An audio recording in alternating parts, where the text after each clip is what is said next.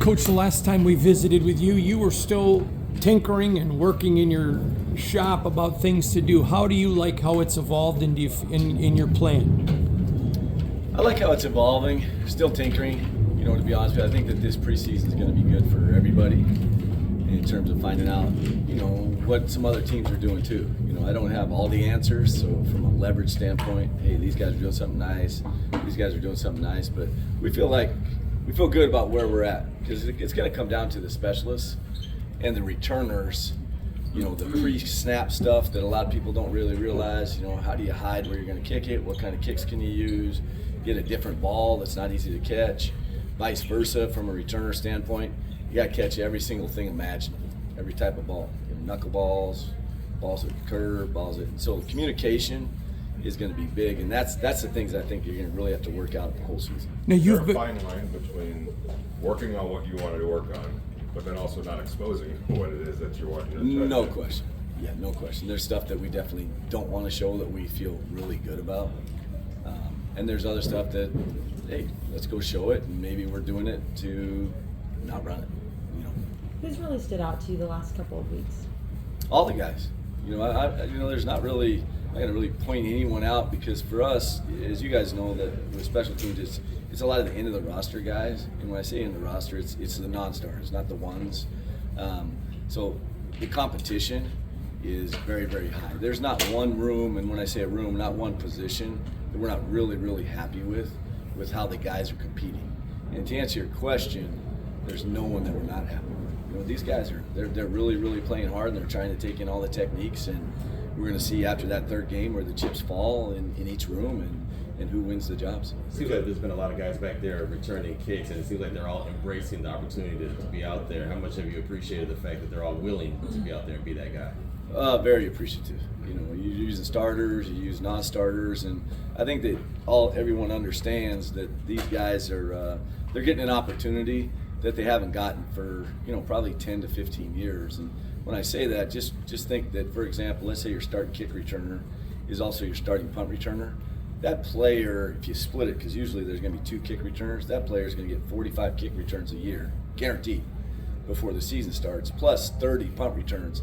So he's going to touch the ball more than really anybody on your team, guaranteed, other than your top wide receivers and then your starting halfback. So they've really embraced it. They see it as an opportunity to go make plays, and that's the big thing, is we really want to be explosive, and they see that opportunity. Whether it's coverage or blocking or returning, it feels like this rookie class came in with the mindset of focusing on special teams, understanding that might be their first ticket to playing time this year. Yeah, I think that's maturity.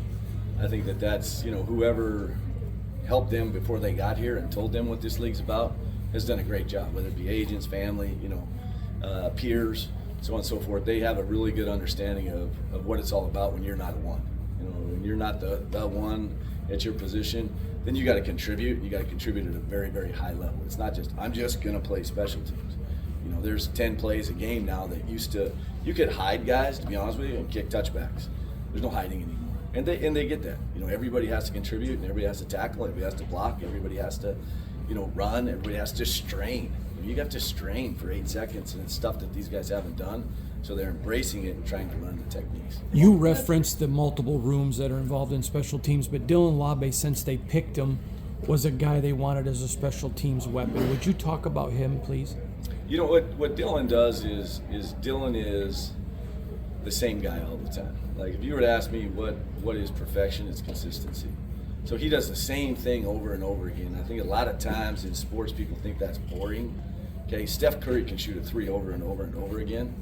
That's not boring, that's perfection, that's great. So that's the biggest thing that we've tried to get him to do, and he's pushing himself. He's not there, he's not the greatest of all time yet, but he understands that the only way he's gonna get there is to consistently do things right. Every single time, understand leverage, understand strain. And so that's the biggest thing that I'm impressed with Dylan. And then now we got to see it in the games. How much of what you've seen in the film room and trying to design and said, okay, this might work, has gone on the field and said, okay, maybe that's not going to work because of where, the 5-yard gap between the blockers and the guys. Like, how much have you had to change when you get on the field compared to the film room? I would say 70%, to be honest with you. Once you get out there and you see the difference, once a ball's actually kicked to the 8 versus a ball that lands on the goal line.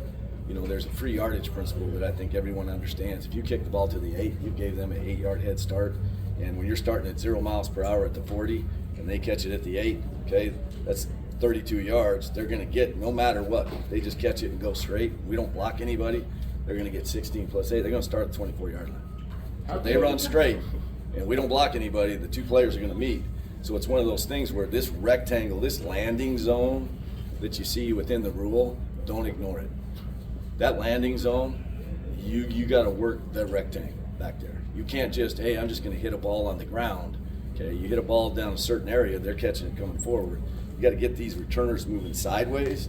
And the other thing you got to get the returners to do, for example, is you got to get them to communicate. If you make them talk and it's me, you, it's good for us on kickoff, really bad for us on kickoff return. No, I thought it was you. I thought it was no, because then it's me, you know, which it should be. What have you seen with Jack Jones, the kicker? You know, I don't know. I haven't seen Jack Jones as a kicker. I don't know. I haven't seen Jack Jones. He plays corner and he plays, you know, he's working return. That's all I've seen Jack do. AP mentioned that he wants to coach with no pressure and wants his coaches to coach without pressure. But in special teams, it seems like you guys always have the pressure. So how do you translate that and make sure that your players understand that there truly isn't pressure? I think within they have to understand the scheme. Okay, they have to be really prepared. They have to know their job. And for me, it's no consequence. You know, if you put a bunch of pressure, oh, you know, if you do this, you do that, they're going to do this and they're going to do that and they're going to play slow. You know, in coverage roles and in return roles, we have to get up the rectangle. You have to work vertical. And when you say what ifs, you know, it has the word whiff and what if, we're going to whiff. If they say, Coach, what if, and we're not letting them play fast. So the big thing that I have to do is there's no consequence. You guys go play. Okay, there's only one bad F word in the world, and it's fault. Okay, we'll fix it. If there's fault, it's Tom. So right here, it's something happens this year, T-O-M. Okay, that's what it is. So because we got to play with no consequence, and there's no one in our room. I got to ask a great question earlier about who are you impressed with? All these guys, because right now they're not looking for fault. Okay, they're just every single time when we point something out, you don't get that look of, you know, oh, I'm down on myself. You know, he's on me. No, he's fixing. We're fixing. Don't worry about fault. Just go in every single thing we do. Go. There's no consequence, and that's the bet. Like to me, for our special teams, our guys love AP for that. Go, man. Go play the game.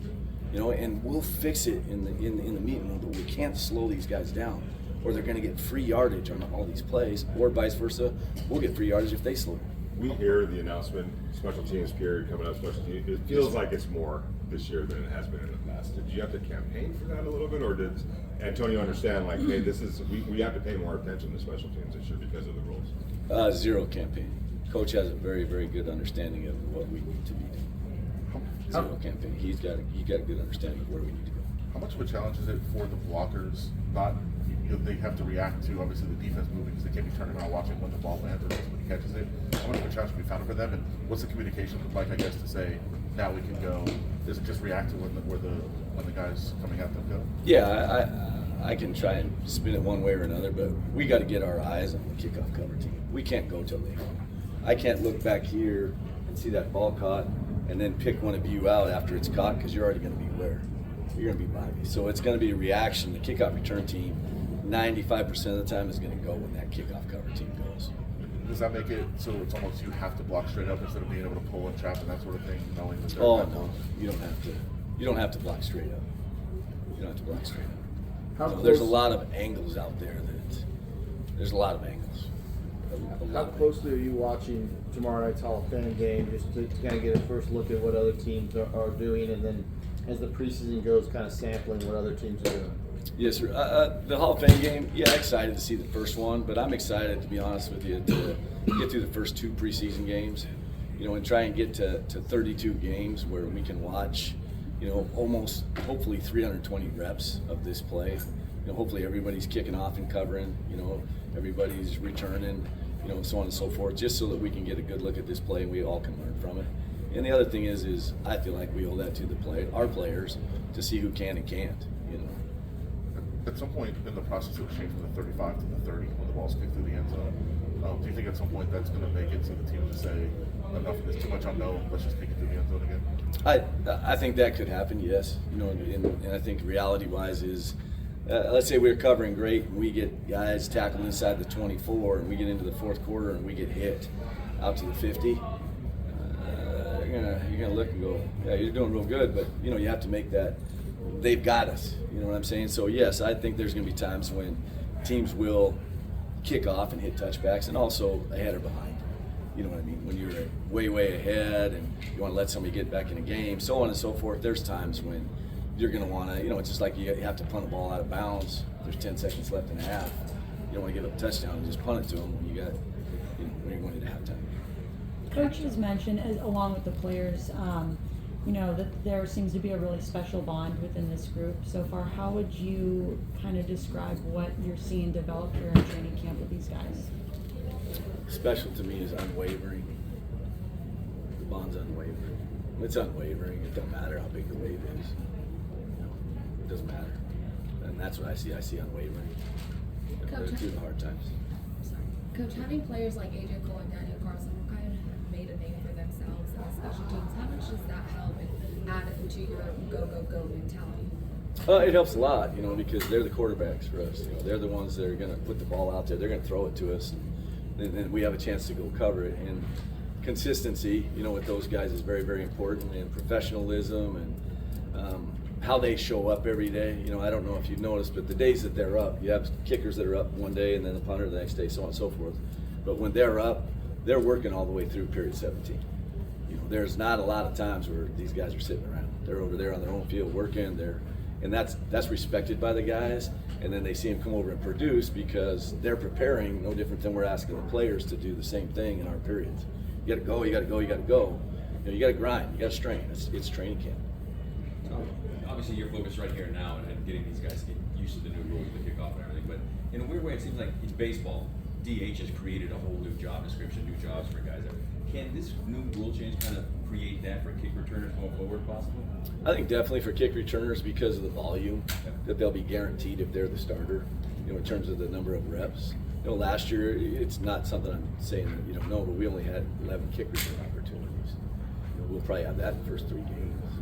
So that player's value goes way up. And don't forget about the core players. You know, these guys are gonna. Last year I think the leading tackler had 17 in the league. I might be a little bit off there. I think we're going back to the early 2000s where this player in this league is going to have 35 to 40 tackles. So their value skyrockets. You can't put 10 guys out there on kickoff and one of them can't tackle. They're going to find you. They're going to find you. All 10 have to be able to do it. You said 10. Is it a benefit to have 11 that can tackle out on the field? Yeah, no question. Yeah, the kickers has to tackle. Yep. You can have to tackle whoever, you know, that guy is, and Daniel Carlson is going to have to tackle. Don't know anybody else. You think everybody in the room is comfortable with Daniel Carlson tackling? I am. Yeah, because if I'm not comfortable, he shouldn't be out there. You know, and all I can do is the 2 times he's had to tackle in his career, he's tackled. You know, not a proud moment, but last year at Buffalo, he got him down. So you know, we just got to keep working. But I trust him. I can't put him out there and say kick off if you're going to have to tackle him. He does all of our tackling drills. At the end of the day, he's the first guy over the pads and tackles. Out of curiosity, have you seen the forced fumble play from AJ Cole? Are you talking about this rule as well? Yeah. Versus, I believe it was Kansas City. They had the dual returners back a few years ago. Yeah, so he knows how to, create turnovers too. So we're happy with those guys. Multi-dimensional, as they have to be. That's good. Thank you. Thanks, Tom. Thank you, Coach.